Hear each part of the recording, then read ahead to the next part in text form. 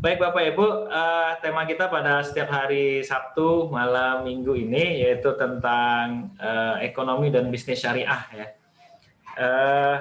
Ini menarik karena memang Bapak Ibu kita dari kecil itu diajarin oleh guru kita di SD ya, di TK doa makan, kemudian kita diajarin doa habis wudhu ya, kita diajarin azan, kemudian kita diajari rukun Islam, rukun iman dan lain-lain. SD juga seperti itu, kita diajarin berwudu, diajarin sholat 5 waktu, bahkan TK pun kita diajari cara umroh ya, cara naik haji ya, anak-anak TK.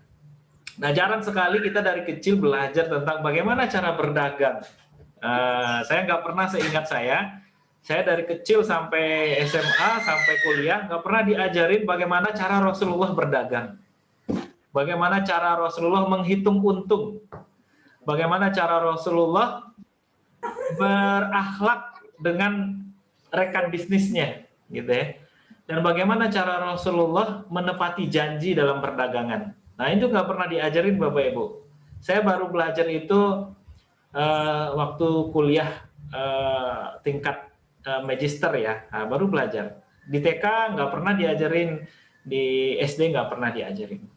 Jadi kalau nggak kita sungguh-sungguh nggak mau memang dengan sengaja kita belajar tentang itu, maka kita nggak pernah tahu. Nah, Bapak Ibu semua yang dirahmati Allah, jadi malam hari ini kita mulai sedikit-sedikit mengenal apa itu bisnis dalam Islam, apa itu harta dalam Islam, kemudian apa peran dan fungsi harta ya dalam Islam. Nah,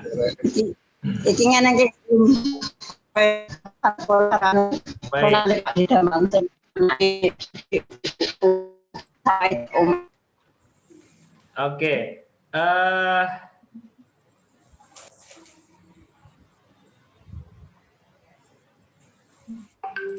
Ini jelas nggak ya? Oke, non aja ya. Oke. Baik, Bapak-bapak, Ibu-ibu semua.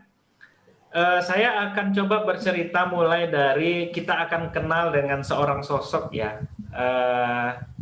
yang itu akan sangat dekat dengan kita.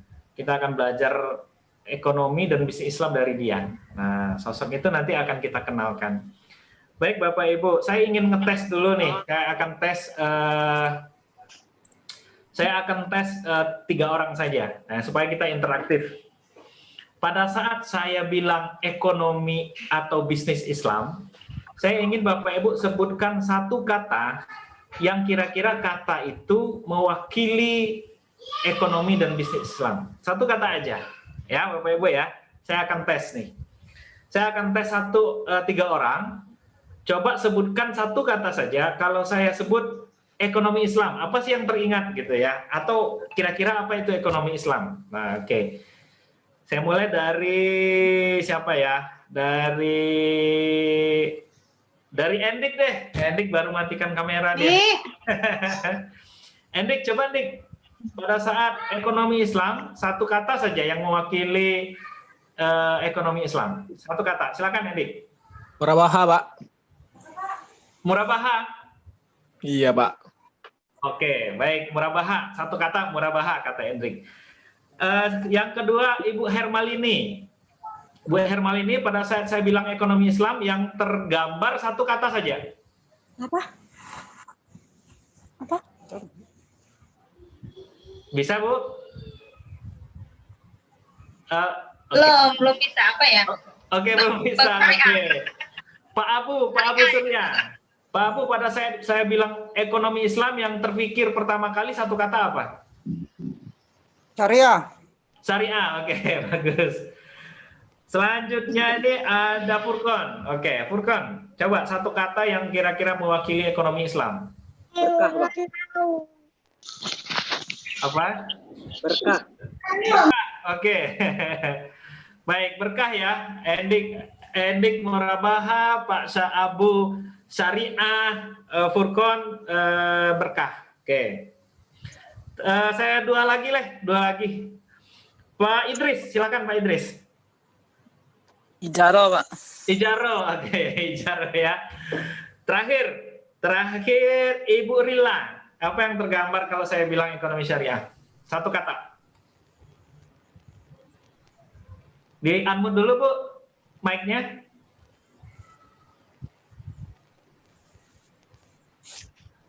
Terkait ekonomi syariah. Satu kata. Syariah apa? Apa ya? Apa? Tidak boleh riba. Nggak boleh riba gitu ya. Oke, baik. Baik Bapak Ibu, ada banyak jawaban. Ada murabaha, ada berkah, ada ijaroh, ada syariah, ada nggak boleh riba. Bu Rila tuh karena terakhir, jadi dia borong 3 kata gitu ya, nggak boleh riba.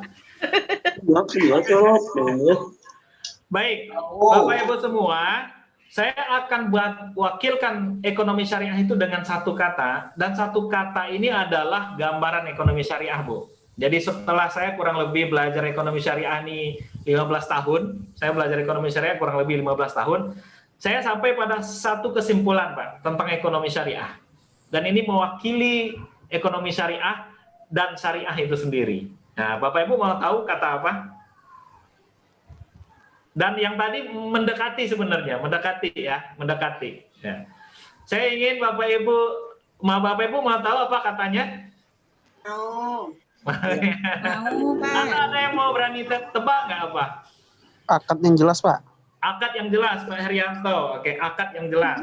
Nih, yang lain. Maslahah, Pak. Maslahah. Maslahah. Kalau dari- Oke, belum ada. Maslahah, barokah tadi ya, kemudian ijaroh, murabaha, nggak boleh riba, syariah. Nah, ternyata belum. Ada satu lagi. Yang lain lagi. Satu lagi deh, tembak. Apa kira-kira? Pada Hirin apa? Nggak kedengaran suaranya? Halal. Halal ya, Bu Eni ya, Bu Erila ya. Oke, baik. Saya akan coba buka, Bu. Apa yang paling mewakili ekonomi syariah atau bisnis Islam? Ya. Setelah saya belajar 15 tahun tentang ekonomi syariah, saya perhatikan bagaimana Rasulullah ya, bagaimana Muhammad SAW berdakwah, berbisnis ya.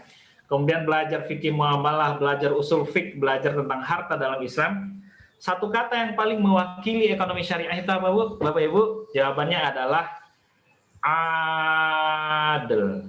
Nah, itu bahasa Arabnya, bahasa kitanya adil. Adil. Adil, Bu. Jadi kenapa nggak boleh riba? Riba itu zolim. Ya. Murabaha kenapa harus ada? Murabaha adalah suatu yang bisa menciptakan keadilan. Ijaroh kenapa harus ada? Dia untuk menciptakan keadilan. Barokah kapan kita akan dapatkan? Pada saat terciptanya keadilan. Nah, kenapa harus halal? Halal itu adalah menciptakan keadilan. Jadi Bapak Ibu, sesuatu yang bersifat adil dalam harta, ya, dalam bisnis, apapun itu, walaupun tidak ada label syariahnya, maka dia sudah sesuai dengan prinsip-prinsip ekonomi syariah. Itu muara dari ekonomi syariah, Bapak Ibu. Jadi akad-akad yang ada semua di bank syariah, ya, di asuransi, di pasar modal, semua akad itu muaranya adalah menciptakan keadilan bagi orang yang menjual, orang yang membeli, ataupun orang yang berakad. Selama kontrak itu tercipta keadilan, maka disitulah ekonomi syariahnya. Walaupun namanya nggak syariah. Di sini ada Dr. Ulil ya, baru bergabung dengan kita. Ustadz Ulil, nanti kalau salah-salah tolong dilurusin Ustadz ya. Masya Allah. Ustadz yang baru nih. Oke, jadi Bapak Ibu, selama tercipta keadilan, ya, maka disitulah tegaknya ekonomi atau bisnis syariah. Jadi kalau ada salah satu pihak lawan adil, Bapak Ibu, lawan adil itu adalah zolim. Lawan adil adalah zolim. Lawan zolim adalah adil. Riba itu dilarang, ya, bahkan dosa besar, salah satu nomor 4 top 4 itu, Bu. Dia tuh nomor 4 posisinya dosa besar, itu karena ada pihak yang dizolimi. Atau ada pihak yang diperlakukan tidak adil. Nanti ada waktu khusus kita akan bicara tentang riba. Oke. Baik, ini intermezzo saja Bapak Ibu. Ini kuis lah ya, kuis pengantar diskusi kita. Sebenarnya materi kita bukan tentang itu ya. Tausiah kita bukan tentang adil. Tapi intinya ekonomi syariah adalah adil Bapak Ibu. Jadi Bapak Ibu bisa rasakan nanti. Saya sebagai pebisnis atau saya sebagai konsumen menzolimi orang atau dizolimi oleh orang, itu bisa kita rasakan. Hati nurani Pak. Itu bisa kita rasain. Adil itu kadang ada rasa hati nuraninya. Ini kira-kira adil nggak ya? Ini kira-kira saya menzolimi orang lain nggak ya? Kalau rasa-rasanya menzolimi orang lain, berarti Bapak Ibu sudah berlaku tidak adil dan itu nggak sesuai dengan ekonomi syariah. Nah, gitu. Baik Bapak Ibu. Pada malam hari ini saya ingin bercerita. Izin saya share screen ya Bapak Ibu ya. Kita mulai dari ini. Ya. Izin share screen ya. Oke. Bapak Ibu bisa lihat di sini, bisa lihat screen saya?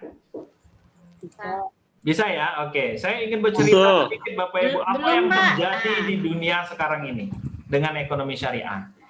Di sini ada laporan yang mengatakan ekonomi syariah itu Bapak Ibu secara dunia itu punya kekayaan saat ini 2,88 triliun dolar Amerika. Ya. 2019 estimate perkiraan. Itu keuangannya, ini yang biru. Yang biru nih. Nih. Kemudian tidak hanya keuangan. Jadi ekonomi itu punya dua sektor, Bu. Yang pertama ada namanya sektor keuangan, yang kedua adanya sektor real. Sektor keuangan itulah bank, asuransi, pasar modal gitu ya. Sedangkan sektor real itulah yang disebut dengan ini wisata halal, jilbab halal, makanan halal, itu namanya sektor real. Nah, ini sektor keuangan saja nilainya 2,8 triliun. Sedangkan sektor real yang sifatnya adalah halal food ya, yang di bawah yang oranye, yang hijau ini adalah media dan rekreasi syariah, ada kosmetik syariah seperti Wardah ya kalau kita kenal di Indonesia, ada farmasi, ada obat-obatan sesuai syariah, ada Muslim friendly travel, yaitu kita pergi travel umroh ya, kemudian wisata-wisata halal, dan ada fashion syariah, jilbab-jilbab dan segala macam kayak robani gitu ya, ibu-ibu ini pasti tahu. Nah itu namanya sektor real. Sektor real ini Bapak Ibu, itu totalnya sekarang di dunia ada 2,2 triliun dolar Amerika. Sekarang kita tambahin sektor real dengan sektor keuangan. Totalnya ada 4,90 triliun dolar Amerika. Itu di dunia loh Bapak Ibu. Ya. Jadi ekonomi syariah itu di dunia sekarang itu luar biasa, Pak. Totalnya adalah 4,90 triliun dolar Amerika nilai kekayaannya atau aset kalau dalam bahasa ekonomi, nilai kekayaannya. Nah, ini menurut siapa? Nah, ini kurang lebih Bapak Ibu. Total aset keuangan Islam dan sektor real Islam secara global, ini sumbernya dari State Global Islamic Economic Report tahun 2020, itu ditambahin yang tadi, totalnya adalah 4,90 triliun Bapak Ibu saat ini. Kalau dirupiahkan ini jumlahnya 68.600 triliun rupiah. Saat ini pergerakan keuangan syariah di dunia saat ini. Oke, Bapak Ibu. Banyak apa sedikit itu? Banyak apa sedikit? Banyak. Oke, banyak. Indonesia Bapak Ibu tahu berapa pendapatannya setahun? 2.100 triliun. Ya. Berarti keuangan Indonesia kalah jauh dari keuangan syariah dunia saat ini. Oke. Sekarang saya ingin tanya Bapak Ibu. 68.600 triliun ini yang punya siapa? Muslim. Yang punya siapa? Muslim. Muslim, betul? Yang punya Muslim, betul Bapak Ibu? Betul, karena ini hanya keuangan syariah. Berarti yang punya ini umat Muslim, Bapak Ibu. Ini yang punya umat Muslim. Oke. Umat Muslim 68,600 triliun ini ada yang berupa bank syariah, Pak. Bank syariah. Ya, jadi ini banyak ini terdiri dari banyak lembaga. Bank syariah, termasuk bank syariah di Indonesia, asuransi syariah, pasar modal syariah, pegadaian syariah, Muslim travel, wisata halal gitu ya. Kemudian Dow Jones Islamic Index di Bahrain. Kemudian ada S&P 500 indeks Islamik di Amerika. Di Inggris juga bank-bank syariah di Eropa, bank syariah di Amerika, sukuk global ya atau obligasi syariah di semua negara di dunia ini, Bapak Ibu. Ekonomi syariah ini itu udah sampai ke Amerika, masuk ke pasar modal New York Stock Islamic Exchange, masuk ke pasar modalnya Amerika, masuk ke pasar modalnya Eropa, masuk ke pasar modalnya Asia. Jadi Bapak bayangkan begitu hebatnya keuangan Islam sekarang ini.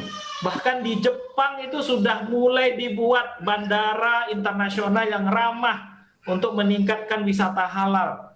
Pengekspor wisata halal terbesar adalah Australia dengan Brazil. Cina membuat baju koko, membuat jilbab dari Cina. Nah, semua itu adalah kegiatan bisnis Islam, kegiatan keuangan Islam yang terjadi di dunia saat ini yang nilainya adalah setahun itu 68.600 triliun. Oke. Kira-kira menurut Bapak Ibu, dan ini catatan Bapak Ibu, dan ini satu-satunya agama yang punya konsep ini cuma Islam. Nggak pernah kita ada dengar bank Buddha, nggak ada. Bank Nasrani, nggak ada. Bank Hindu, nggak ada. Pasar modal Hindu, nggak ada. Pasar modal Buddha, nggak ada. Bank Toyib, apalagi nggak ada Bank Toyib ya. Jadi satu-satunya keuangan yang dibuat oleh agama itu cuma Islam, Bapak Ibu. Saat ini di dunia. Dan dia sudah masuk kepada semua sektor yang ada di Indonesia, di dunia, mulai dari pasar modal, pegadaian dan lain-lain sampai ke bank. Untuk di Indonesia kita sudah ada bank syariah ya, sekarang gabung namanya Bank Syariah Indonesia (BSI), ada Bank Muamalat, ada BTN Syariah. Total aset keuangan syariah di Indonesia sekarang 1.700 triliun. 1.700 triliun untuk di Indonesia, Bapak Ibu. Dan itu sudah masuk ke pasar modal, namanya ada Jakarta Islamic Index ya. Saya cerita ini sedikit dulu supaya membuka wawasan kita, Bapak Ibu, ternyata Islam itu luar biasa hebatnya. Ada Jakarta Islamic Index, ada Indonesia Islam Syariah ISI ya. Kemudian juga ada satu lagi indeks IHSG yang sifatnya syariah. Banyak sekali. Kemudian ada sukuk korporat ya, ada obligasi syariah korporat, ada sukuk negara, sukuk retail. Jadi Bapak Ibu, sebagian besar bahkan Islam turut membiayai negara kita ini melalui sektor-sektor keuangannya dari APBN kita. Terakhir saya dengar sukuk negara dilelang itu mampu menyerap 7 triliun untuk mengatasi pandemi COVID ini, Bapak Ibu. Jadi keuangan Islam ini sudah benar-benar ada dan nyata di dalam kehidupan kita saat ini.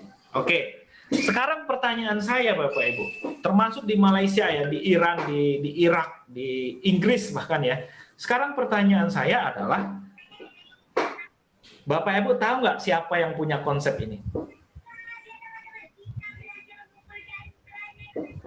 Sebelum sampai ke pertanyaan itu, Bapak Ibu punya laptop yang Microsoft ya, yang ada Word-nya, ada Office-nya, punya? Punya. Itu siapa yang buat? Ya. Bapak Ibu tahu siapa yang buat itu? Udah. Bill Gates ya. Oke. Kalau Facebook, Bapak Ibu punya Facebook? Punya. Punya. Siapa yang buat? Mark Mark Zuckerberg ya. Oke, bagus Mr. sekali. Mark. Ya. Dia juga punya Facebook, punya Instagram ya, punya WhatsApp. Nah, itu Mark Zuckerberg semua yang punya. Oke. Jadi semua produk Bapak Ibu itu ada yang punyanya. Sehingga Mark Zuckerberg yang punya Facebook, punya Instagram, punya WhatsApp, itu jadi orang nomor 5 terkaya di dunia sekarang. Karena produknya itu. Ya, karena produknya. Nilai aset kekayaannya sudah hampir di angka 1.000 triliun. Sekarang saya tanya Bapak Ibu. Keuangan Islam ini juga produk loh Bapak Ibu. Keuangan Islam ini juga produk, ada yang buatnya. Sama kayak Facebook tuh ada yang buatnya, sehingga dikasih nama Facebook. Di kita itu juga ada namanya, dikasih nama ekonomi syariah, itu ada yang ngasih namanya, dan nilainya sekarang adalah 68.600 triliun.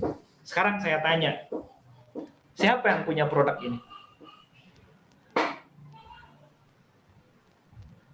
Kalau Facebook tadi punya, kalau Microsoft punya Bill Gates. Siapa Pak Haryadi? Umat Muslim. Umat Muslim. Oke. Main tebak-tebakan lagi kita. Yang lain, siapa yang punya konsep ini? Siapa yang punya produk ini Bapak Ibu? Ini kan kita jalanin aja kayak Bank Syariah Mandiri itu si Furqon. Furqon kan jalanin konsep aja dia. Produknya kan bukan dari Bank Syariah Mandiri. BNI juga, BNI Syariah sama. Produknya bukan dari BNI Syariah, BNI Syariah jalanin aja. Nah, yuk. Siapa yang punya Bapak Ibu? Punya produk ekonomi syariah itu siapa? Tadi umat Muslim, yang lain. Rasulullah, Pak. Siapa yang jawab itu? Furqon, Pak. Furqon, Masya Allah, luar biasa. Jawabannya ini Bapak Ibu. Jawabannya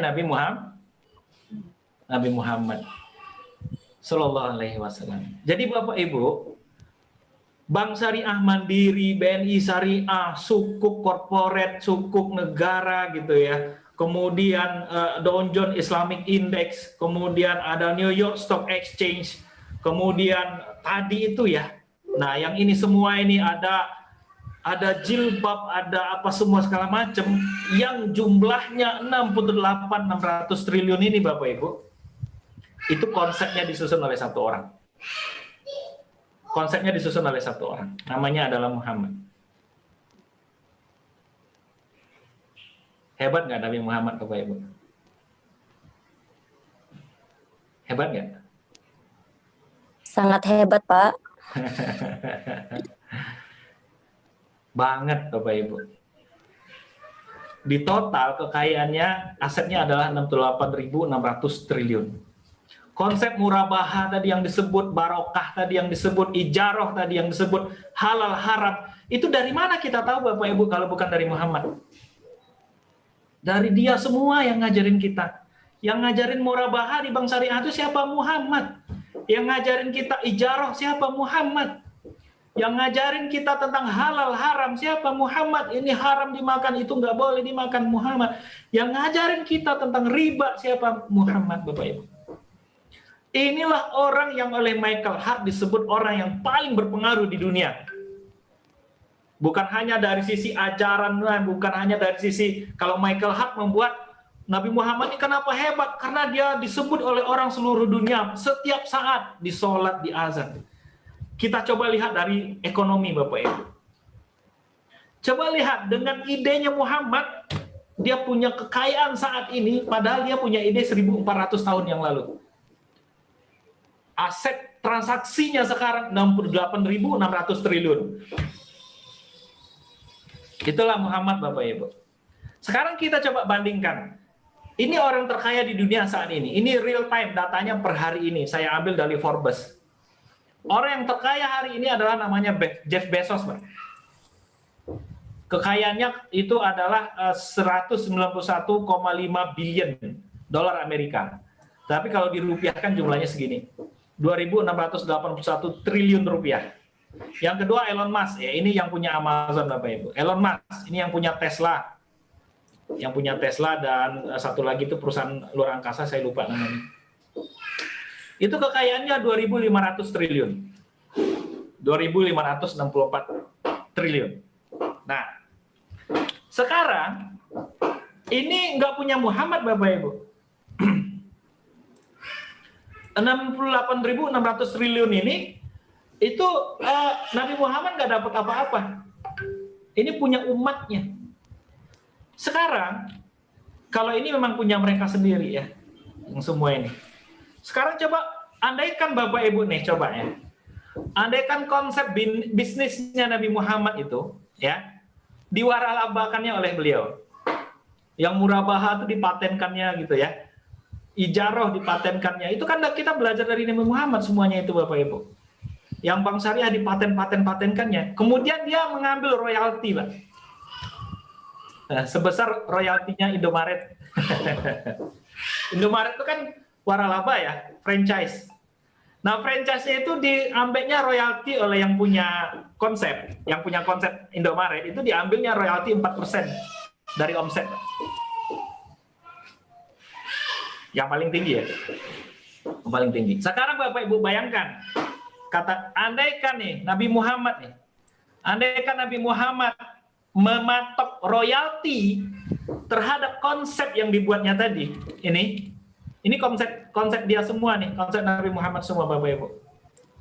Kalau dia ngambil royalti 4% saja, sama kayak Indomaret yang zaman sekarang nih, yang zaman now, maka Nabi Muhammad punya kekayaan setahun segini Bapak Ibu. 2.744 triliun. Hasil dari royalti saja.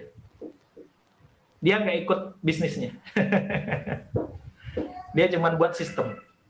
Sama kayak Indomaret. Indomaret buat sistem, terus suruh orang lain invest, dia terima royalti yang punya sistem, yang punya konsep. Maka Nabi Muhammad hari ini punya 2.744 triliun setahun. Hasil dari royalti terhadap konsepnya. Konsep yang dikembangkan oleh orang di sini. Dari sini. Ya. Maka grafik ini Bapak Ibu itu berubah. Berubahnya jadi kayak gini.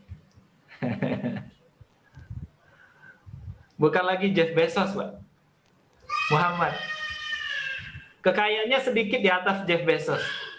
2,744 triliun. Masuk akal kan Bapak Ibu ya? Ini kita bicara data loh Bapak Ibu. Nah, ini aset yang bersifat komersil. Nabi Muhammad ini lebih hebat lagi Bapak Ibu. Ini hanya aset komersilnya saja ini. Ini yang sifat bisnis saja. Kita nggak ngitung berapa kalau Nabi Muhammad ngambil fee saja orang pergi ke Mekah. Kan setiap tahun orang ke Mekah Bapak Ibu. Belum lagi dinilai aset Mekah itu berapa. Katanya tanah yang paling mahal di dunia ini adalah di Mekah. Mekah itu sendiri yang paling mahal per meternya. Itu kalau diukur, dirupiahkan lagi, tambah lagi kekayaan Muhammad. Belum lagi masjid-masjid di seluruh dunia. Infak, sedekah, zakat, wakaf di seluruh dunia. Kalau mau pakai fikihnya sosial Islam, Islamic keuangan sosial Islam, itu si amil pengelola zakat itu berhak dapat 1/8 dari nilai aset zakatnya. Berarti Nabi Muhammad berhak dapat 8%, 1/8-nya, 12,5% dari nilai zakat, infak, sedekah, wakaf seluruh dunia. Kira-kira tambah lagi nggak kekayaan Nabi Muhammad? Tambah lagi ya Bapak Ibu. Maka nilai asetnya itu nggak terhingga. Ini kalau orang matematik pasti tahu simbol ini. Ini simbol nilai yang tidak terhingga. Masih banyak Pak. Yang 2.700 triliun ini adalah hanya hasil royalti bisnis saja. Nggak ngitung aset yang ada. Hasil royalti bisnisnya Muhammad. Yang nilainya 60 triliun tadi, 60.000 triliun. Jadi Nabi Muhammad itu kaya atau miskin Bapak Ibu? Kayak banget. Iya, Pak. Kaya atau miskin? Kayak banget, Pak. Banget. Kayak banget. Nah, banget ya. Kaya harta, kaya hati. Kayak BGT. Oke, jadi kalau kita umat Islam, siapa yang paling kaya di dunia? Jawabannya Muhammad. By data, Pak. Bukan hanya masalah iman kita, tapi by data seperti itu. Ini data terakhir nih. Ini sudah by data. Dan kalau Nabi Muhammad mau mengambil royalti saja 4% sesuai dengan royaltinya Indomaret. Nabi Muhammad punya kekayaan 2.744 triliun mengalahkan Jeff Bezos dan Elon Musk. Sekarang, apakah Nabi Muhammad mengambil royalti, Pak? Ya. Nah, siapa yang bisa nebak? Berapa Nabi Muhammad mengambil royalti? Ayo Bapak Ibu, kita ini bicara orang yang paling agung di dunia Bapak Ibu, bahkan di seluruh alam semesta. Dia ngambil royalti, Pak. Dia ngambil royalti. Nabi Muhammad ngambil royalti ternyata. Siapa yang bisa nebak? Apa royalti yang diambil oleh Nabi Muhammad? Berapa nilainya? Kalau Indomaret ngambil 4%. Dari waralabanya, dari franchise-nya. Nabi Muhammad punya konsep, dijalankan oleh orang sekarang, dan dia ngambil royalti. Tapi nggak 4%. Jumlahnya berapa? 0%. Berapa? 0. Berapa? Royaltinya surga, Pak. Surga, yang lain? Amal jariah, Pak. Amal jariah, yang lain? Ada yang bisa nebak? Berapa royaltinya? 2,5% kali. Oke, siapa tadi itu yang bilang 2,5%? Boleh nih. Wah, Masya Allah, boleh, luar biasa Bu Lini. Benar Bapak Ibu, Nabi Muhammad mengambil royaltinya 2,5% minimal ya. Ada yang tergantung bisnisnya, ada yang 5%, ada yang 10%, bahkan ada yang 20%. Kalau perusahaan tambang itu 20%. Ada yang 10%, kalau pertanian di 5%. Kalau profesi perdagangan biasanya 2,5%. Kita ambil angka yang paling banyak. 2,5%, Pak. Saya punya ide kata Nabi Muhammad, kamu jalankan bisnis yang idenya saya ambil royalti 2,5%. 2,5% ini Bapak Ibu, royaltinya bukan untuk Muhammad, Masya Allah. Royalti 2,5% dari 60.888 triliun tadi oleh Muhammad dibalikkannya lagi kepada umatnya. Kepada orang-orang yang susah, kepada du'afa, kepada yang 8 asnaf itu, yang fakir, miskin, yang mu'alaf, yang musafir, yang 8 asnaf itu. Enggak usah untuk saya, kata Nabi Muhammad. Enggak usah untuk anak keturunan saya. Enggak usah untuk memperbanyak rekening saya, kata Nabi Muhammad. Tapi bagikanlah royalti saya 2,5% itu untuk umat Muhammad, untuk umat Islam yang susah-susah. Kalian saling bantu, saling tolong, saling perhatian, saling peduli, saling sensitif dengan keluarga-keluarga, dengan tetangga, dengan orang yang susah. Makanya Bapak Ibu, kalau ini disadari, kita nggak akan melihat lagi saudara-saudara kita di Rohingya ya. Di Rohingya terlantar di tengah lautan, Masya Allah. Nggak kuat kita melihatnya Bapak Ibu. Di Yaman nggak bisa makan lagi orang di Yaman itu. Dan itu jutaan jumlahnya. Di Palestina, di Suriah nggak bisa sekolah. Dan itu semua Bapak Ibu, itu adalah umatnya Muhammad. Seakan-akan Nabi Muhammad itu nanya sama kita, mana royalti yang 2,5% untuk umatku itu? Mana royalti 2,5% itu? Coba Bapak Ibu, 2,5% dari 60.000 triliun itu kurang lebih ada di angka 1.500-an triliun atau hampir 2.000 triliun. Kita masih banyak menyaksikan para penghafal Al-Quran ya, minta ke sana sini untuk donasi ya. gaji ustadz guru ngaji kita cuma 300.000, 200.000, bahkan ada yang 100.000 sebulan ngajar ngaji. Makanya Nabi Muhammad, mana royalti yang 2,5% itu? Mana royalti yang 2,5% itu? Yang Allah wajibkan melalui Al-Quran yang bentuknya adalah zakat. Makanya Abu Bakar dulu Bapak Ibu itu tahan memerangi orang yang nggak mau bayar zakat. Jadi Nabi Muhammad ini punya kekayaan luar biasa dan semua royalti kekayaannya dikembalikannya lagi kepada umat Islam. Demi kebaikan kalian. Itulah Muhammad Bapak Ibu. Apa yang kita pelajari tentang bisnis ekonomi Islam itu sumbernya dari dia semua. Yang punya konsep, yang punya ide, yang punya bentuk itu Muhammad yang buat, Muhammad yang rancang. 1400 tahun yang lalu. Dan umatnya kembangkanlah dan berkembang Bu sampai saat ini. Bank Syariah Mandiri itu laporan tahunannya miliaran keuntungannya. BNI Syariah itu keuntungannya miliaran setiap tahun. Puluhan miliar, ratusan miliar. Bank Muamalat juga sama, 26 miliar. Di total bisa triliunan keuntungannya. Itu konsepnya Muhammad yang dijalankan. Dan 2,5%-nya royaltinya untuk umatnya. Minimum. Baik Bapak Ibu. Oleh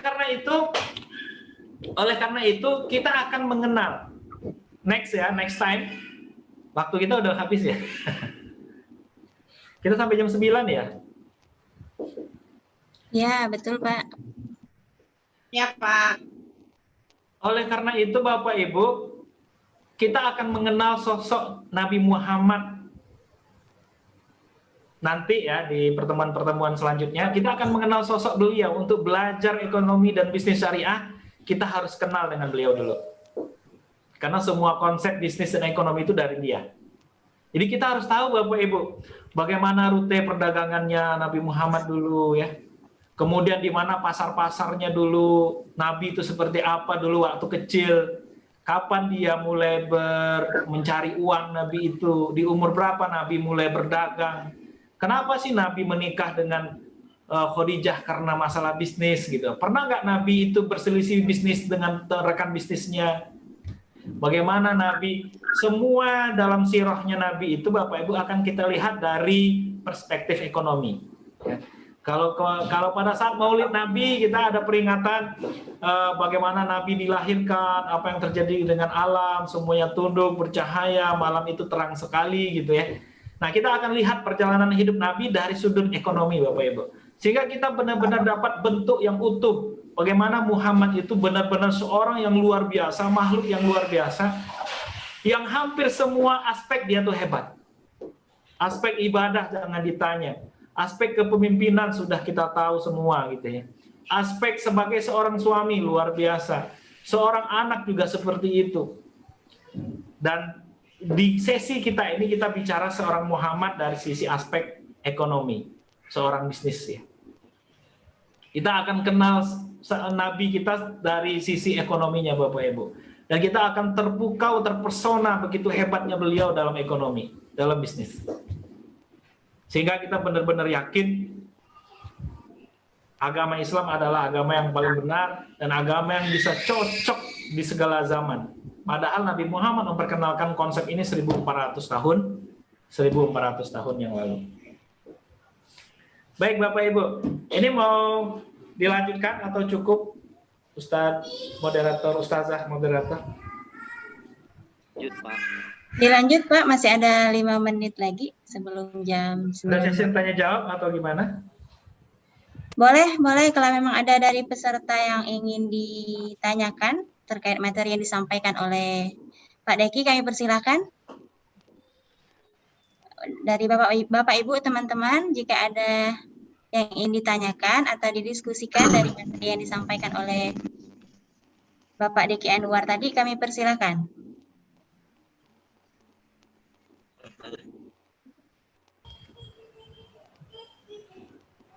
Ada Bapak Ibu, silakan. Nggak ada ya? Kalau nggak ada, Kita teruskan sedikit Bu ya. 10 menit boleh? Boleh Pak, silakan. Boleh, Pak.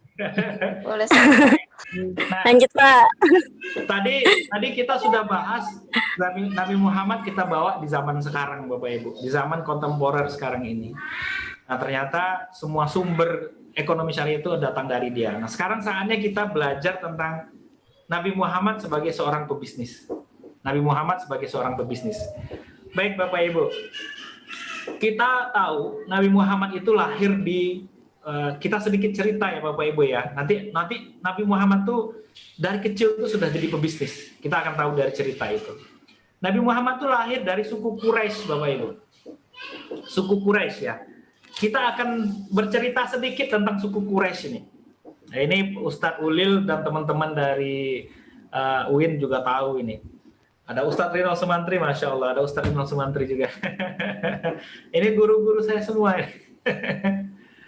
Saya cerita sedikit tentang suku Quraisy Bapak Ibu. Suku Quraisy ini adalah suku yang itu secara stata di Arab itu adalah punya level paling tinggi. Ya, saya share screen lagi Bapak Ibu ya. Nah,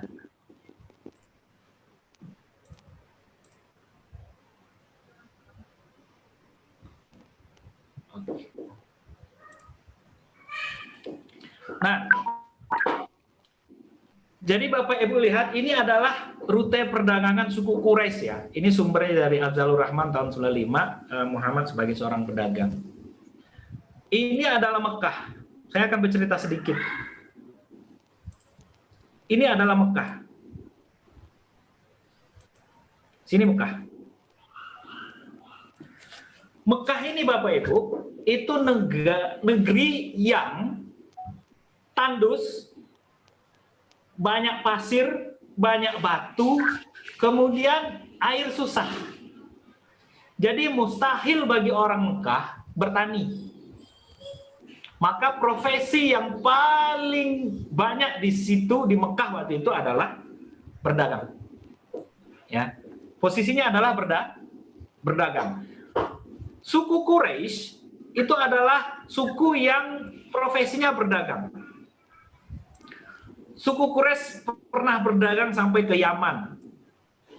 Bahkan ini jalan lintasnya beberapa pasar-pasar yang pernah dilalui oleh suku Quraisy ya. Ada Rabil, Abda, Badar, Al-Hujjah, kemudian Ailah, ada Yerusalem sampai di Damaskus. Dan ini Madinah di sini. Ini Madinah. Bapak Ibu bisa bayangkan di zaman dulu dari Mekah ke Yaman ya, dari Mekah ke Damaskus ke Yerusalem. Ini bukan sebuah perjalanan yang sebentar. Dan ini adalah pasar-pasar di zaman dulu ya, di zaman Nabi, suku Quraisy berdagang. Ada namanya pasar Dumatul Jandal. Ini pasarnya cuma 1 bulan. Jadi kayak pasar di dusun lah Bapak Ibu ya. Kalau di dusun itu kan pasarnya di kampung-kampung itu kan pasarnya per hari. Hari Kamis di daerah sana gitu ya. Hari Jumat di kecamatan sebelahnya. Hari Sabtu di kecamatan satu lagi. Nah, di Semenanjung Arab pada waktu itu sama polanya seperti itu. Terkadang di Yaman itu butuh waktu sebulan di situ perdagangan. Nama pasarnya Dumatul Jandal. Ada nama pasar selanjutnya adalah Musaqqor ya. Itu butuh waktu juga 1 bulan. Ini jadwal-jadwalnya. Rabiul Awal, Jumadil Awal. Kemudian di bulan Rajab nanti hanya 5 hari pasarnya. Nama pasarnya Pasar Suhar, ini di Oman. Ada Pasar Daba di bulan Rajab juga, Oman juga. Ada di Yaman, ada Pasar Sir, ada Pasar Aden, ada di bulan Ramadan, Pasar Sana di Yaman juga. Ada Hadramaut, dekat Taif ya, kalau kita pernah dengar kisah Nabi Muhammad ke Taif ya. Kemudian ada Pasar Zulmajaz antara Ukas dan Makkah. Ada Pasar Mina, ini dekat Mekah. Terakhir ada Pasar Hijr. Nah, pasar-pasar inilah menjadi alat perdagangan orang suku Quraisy, Bapak Ibu. Nah, suku Quraisy ini itu punya keistimewaan. Dia adalah penjaga penjaga penjaga Ka'bah. Penjaga Ka'bah. Nah, ini adalah semenanjung Arab pada waktu itu. Semenanjung Arab pada waktu itu, ya. Dan orang yang berdagang ke sini, Bapak Ibu, itu dari Cina, ya. Pokoknya dari orang-orang di sekitar semenanjung Arab, dari Cina, dari India. Itu contohnya ada nih pasar Dumatul Jandal. Nah, ini orang Cina ke situ, orang India ke sana, ya, orang Yaman ke sana. Termasuk di situ juga adalah orang Quraisy. Nah, dan suku Quraisy itu terkenal di pasar-pasar ini karena sebagai penjaga Ka'bah. Nah, jadi ini menarik Bapak Ibu. Orang-orang di sini itu pergi ke Ka'bah, ya, menunaikan ibadah haji. Orang dari Yaman, dari Oman, ya, dari Bahrain ini, dari Khabar itu pergi menunaikan haji. Itu di bawah perlindungan suku Quraisy. Jadi kalau orang Quraisy, ini nanti kaitannya dengan perdagangan internasional. Jadi kalau orang suku Quraisy ke pasar-pasar ini itu mendapat izin Bapak Ibu. Kalau orang suku Quraisy, kalau mereka ini dari sini pergi ke daerah-daerah ini, ya, pergi berdagang ke daerah-daerah ini, ke Yaman sini, itu terlindungi. Terlindungi karena apa? Karena pada saat orang-orang ini pergi ke Mekah, ini di Mekah yang berkuasa pada saat itu, sukunya yang paling tinggi levelnya adalah Quraisy sebagai penjaga Ka'bah. Jadi ada apa istilah simbiosis mutualisme lah, ya, simbiosis mutualisme. Jadi ada saling menguntungkan. Orang luar pergi ke Mekah dilindungi oleh orang Quraisy beribadah di Ka'bah. Orang Quraisy keluar itu dilindungi oleh orang-orang di luar, berdagang, dapat izin, itu karena mereka sebagai penjaga Ka'bah. Jadi orang Quraisy di zaman dulu itu benar-benar mendapat keuntungan Bapak Ibu sebagai penjaga Mekah, sebagai penjaga Ka'bah. Keuntungannya adalah keuntungan bisnis. Keuntungan bisnis. Persis sama seperti Arab Saudi sekarang. Arab Saudi itu dapat visa, dapat devisa, ya. Dari orang-orang seluruh dunia pergi ke Mekah.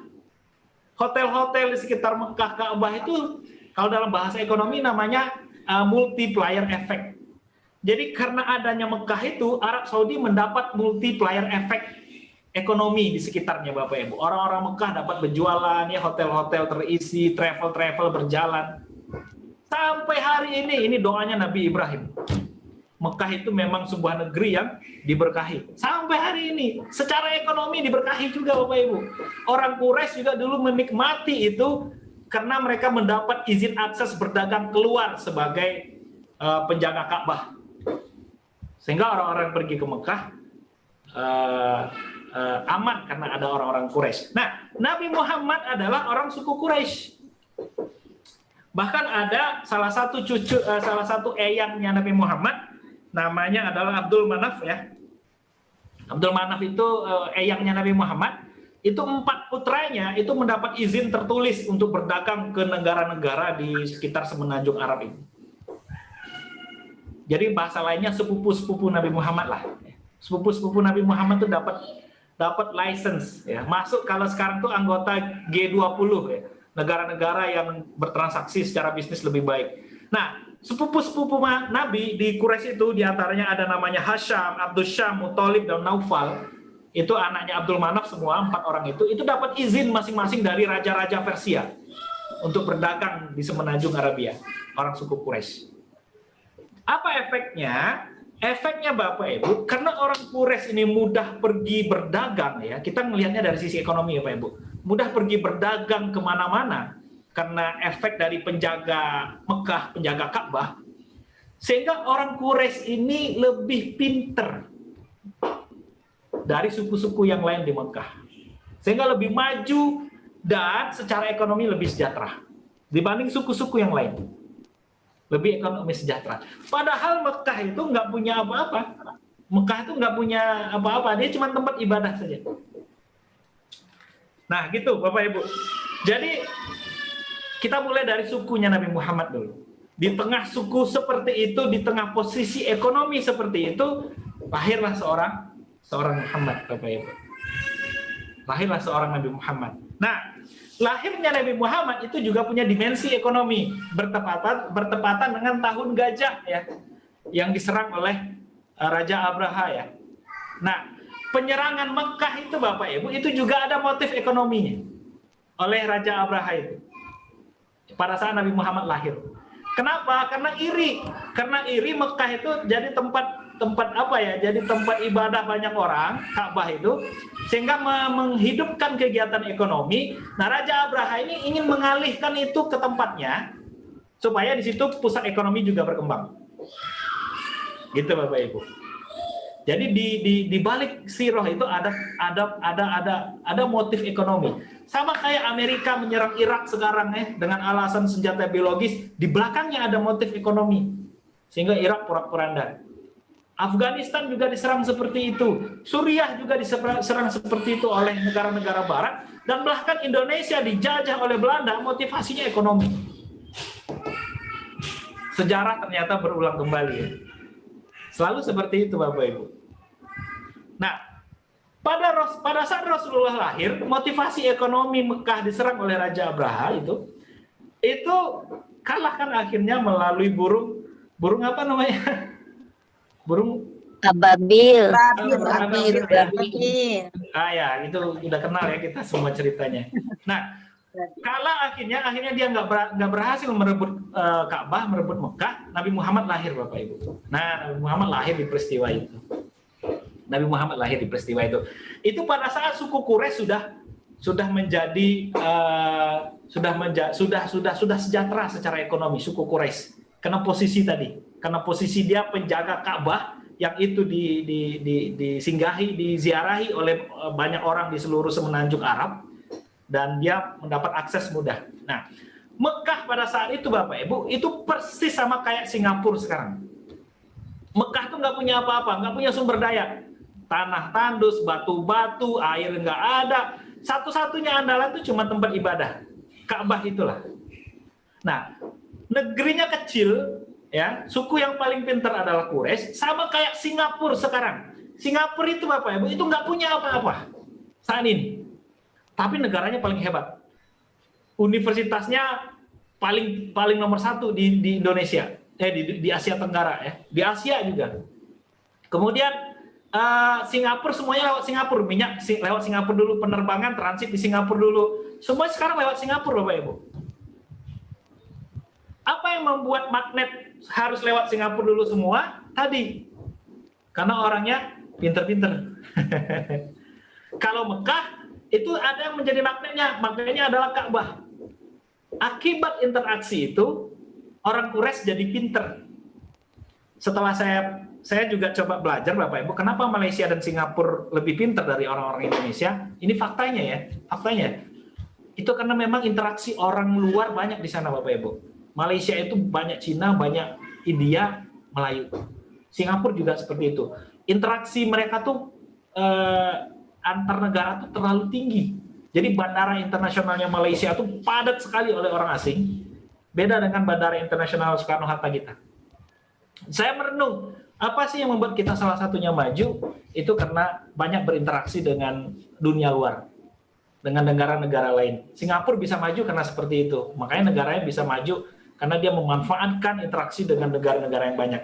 Sama halnya dengan suku Quraisy, kenapa bisa maju? Karena dia bisa berinteraksi dengan banyak kafilah-kafilah dari negeri-negeri lain. Dan itu menguntungkan secara ekonomi. Dan yang membuat dia menguntungkan adalah Ka'bah tadi. Ya, Ka'bah tadi. Dan itu masih terjadi loh Bapak Ibu. 1400 tahun sampai saat ini masih terjadi. Arab Saudi juga diuntungkan secara ekonomi dengan adanya Ka'bah. Dengan adanya Mekah. Multiplier efeknya ke hotel-hotel, ke travel, ke visa, dan segala macam. Itu luar biasa. Bahkan Arab Saudi bisa menggali keuntungan sampai 20 tahun ke depan. Bapak Ibu kalau daftar haji sekarang, nanti 18 tahun lagi baru naik haji kan? Padahal udah harus, artinya udah ada cadangan devisanya Arab Saudi itu 20 tahun ke depan. Hanya karena Ka'bah. Jadi doa Nabi Ibrahim luar biasa, Masya Allah. Jadi Ka'bah itu luar biasa. Oke, itu dulu cerita kita. Nanti cerita kita hari ini sampai ke Nabi Muhammad lahir ya, Bapak Ibu ya. Lahirnya Nabi Muhammad tidak lepas dari peristiwa ekonomi, yaitu pada saat Raja Abraha menyerang Ka'bah dengan motif Raja Abraha ingin menguasai pusaran ekonomi supaya dia sejahtera dan orang-orang ke Ka'bah itu dia bisa menarik perdagangan ke arah Raja Abraha. Nah, itu motivasinya Bapak Ibu, dan Nabi Muhammad lahir pada saat itu. Oke, baru sampai di situ. Nanti kita akan lanjutkan Nabi Muhammad itu pada saat lahir ya, apa peristiwa ekonomi selanjutnya, pada saat dia dengan kakeknya, pada saat dia dengan pamannya, apa peristiwa ekonominya, sampai pada saat dia remaja ya, dia kenal dengan dunia dan perdagangan, sampai nanti menikah dan segala macam. Sampai nanti zaman kenabian, bagaimana aktivitas bisnisnya sebelum jadi nabi, sebelum beristri, setelah beristri, sebelum jadi nabi, sesudah jadi nabi. Nah itu, nanti kita bahas lebih lanjut. Jadi kita akan kenal lebih dekat dengan Muhammad sebagai seorang ekonom dan sebagai seorang pebisnis. Mungkin itu ya, itu dulu Bapak Ibu, mengingat waktu. Insya Allah kita lanjut di lain waktu, mudah-mudahan masih ada kesempatan. Terima kasih. Assalamualaikum warahmatullahi wabarakatuh. Waalaikumsalam warahmatullahi wabarakatuh.